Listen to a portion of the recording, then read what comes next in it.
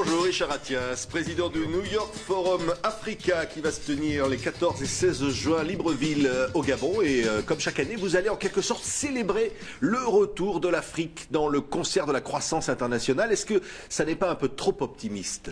Ce n'est pas une question d'optimisme, c'est vraiment une question de réalisme. Je ne crois pas qu'il y ait un retour. Il y a incontestablement l'Afrique, et je ne suis pas seul à le dire ou à le constater, beaucoup de vos confrères le disent depuis plusieurs années, a désormais sa place sur l'échiquier international, l'échiquier économique, très forte croissance.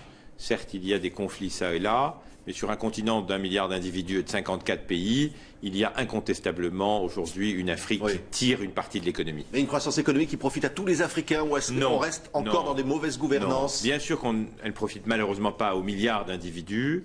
Il y a cependant une vraie émergence d'une classe moyenne. On le voit même par l'explosion de biens de consommation, par le développement de biens immobiliers, etc. Pour autant, il y a encore une Afrique qui a faim, une Afrique qui n'est pas en bonne santé, une Afrique qui ne va pas encore à l'école et qui n'a pas assez de système d'éducation en place. Et c'est pour cela qu'il faut jeter le feu des projecteurs sur le continent et qu'on organise un forum depuis maintenant 2 ans en Afrique, pour les Africains, par les Africains, et qu'on tient absolument à ce que les invités internationaux viennent sur le terrain pour constater ce qu'il y a de bien et ce qu'il y a de moins bien. Ça veut dire que vous allez y compris mettre les chefs d'État au pied du mur ? Oui, on les a déjà mis un peu l'année dernière au pied du mur. Le président Ali Bongo, qui préside ce forum et qui est l'hôte de ce forum à Libreville, avait merveilleusement joué le jeu l'année dernière en acceptant même à la plénière de clôture, si vous vous en souvenez, d'avoir un débat complètement spontané avec des jeunes étudiants qui ont été sans complaisance. Eh bien, cette année, on va aller encore plus loin, c'est-à-dire qu'il y aura, par bonheur, en parallèle du New York Forum Africa et pendant le New York Forum Africa, le sommet de la CEMAC, des chefs d'État de la CEMAC, donc tous les pays d'Afrique centrale. Et le président Ali Bongo a invité aussi un grand nombre d'autres chefs d'État africains, du Ghana, du Nigeria, du Libéria, et j'en passe.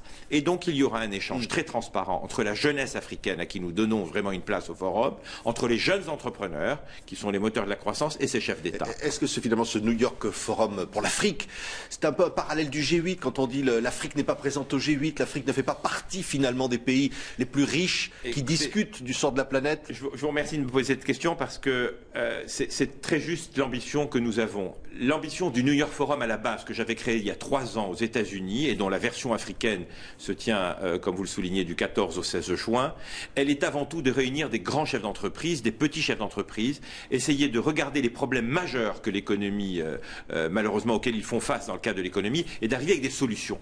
Lesquelles solutions sont proposées ensuite au G8. Et donc, hasard du calendrier fait que, pas vraiment un hasard, du 17 au 18 et 19 juin 2013 se tiendra le G8 en Irlande, et David Cameron a accepté qu'il y ait une délégation du New York Forum Africa qui aille présenter la voix et les propositions de la communauté africaine. Est-ce que c'est normal finalement qu'il faille que l'Afrique, j'allais presque dire, s'invite ?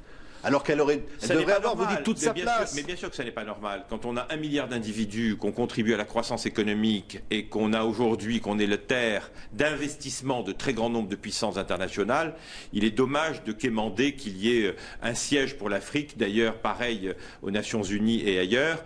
Pas plus qu'il est normal que l'on quémande qu'il y ait la journée de la femme une fois par an et que les femmes ont aussi une dimension totale à occuper tout au long de l'année, sans aucune démagogie dans l'économie.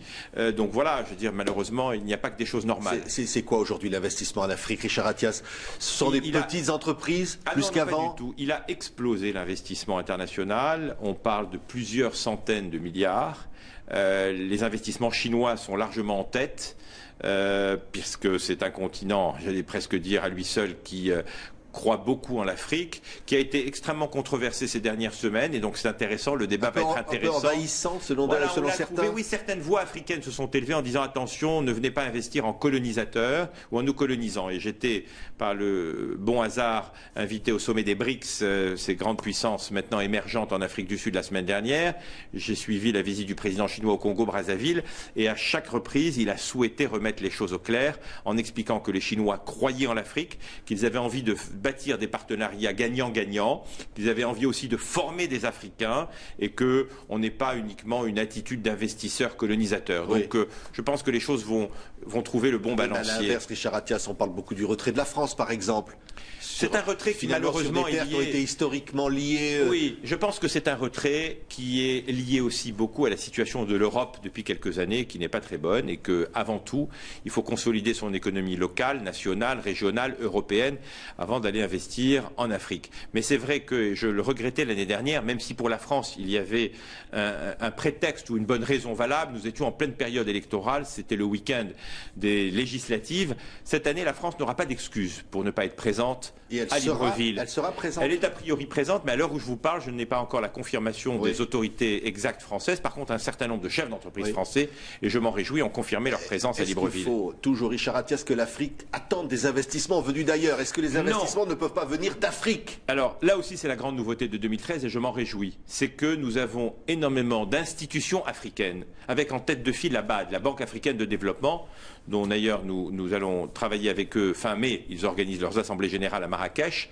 Et donc ça m'a donné l'occasion de voir quel était le montant colossal, en milliards de dollars, d'investissement de la BAD ça et là en Afrique. Il y a d'autres grandes institutions africaines qui commencent à investir. Le Maroc, le roi du Maroc, Mohamed VI, Sa Majesté, a fait un voyage récent en Afrique, une tournée dans certains pays, le Sénégal, la Côte d'Ivoire, le Gabon, et à chaque fois, ça s'est concrétisé par des investissements forts d'entreprises marocaines vers cette région. Et puis donc il y a maintenant des investissements africo-africains. Est-ce qu'on investit maintenant dans des nouvelles technologies, par exemple, ou est-ce qu'on reste dans des investissements traditionnels? Il y a, au risque de surprendre certains, un Made in Africa qui commence à émerger, une création africaine. Vous savez que l'un des tout nouveaux téléphones portables, ce qu'on appelle les smartphones, a été conçu et créé par un jeune Congolais, Brazzaville, Véron Mankou, qui a créé un smartphone formidable, certes fabriqué malheureusement en Chine, mais j'ai bon espoir pour penser que dans un futur récent, on trouvera les moyens de fabriquer même ces